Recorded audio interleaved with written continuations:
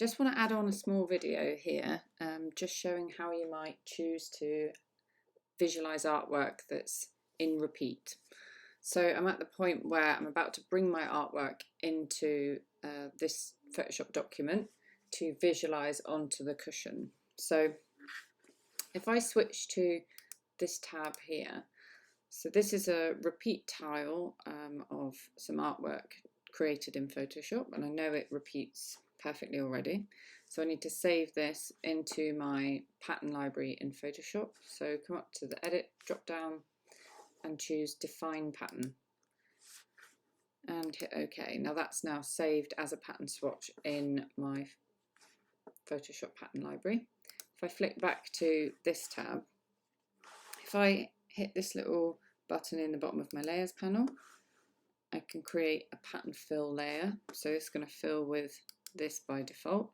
But if I expand this little library here, the last pattern swatch here in the list will be the most recent one that I've defined.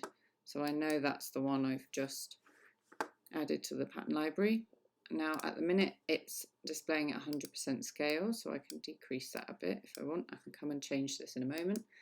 Hit OK, and now it's just sat on top there.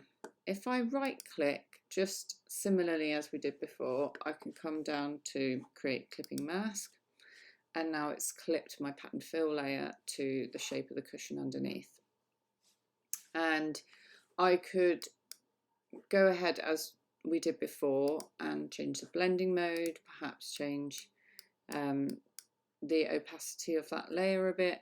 And if I'm happy with the scale, which I can change by double clicking on that if I want to, if I'm happy there, I could then move on to warping this pattern layer so that it looks a little bit more lifelike.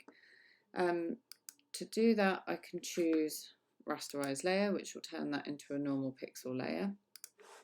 And now I can come up to edit, transform and warp, and I could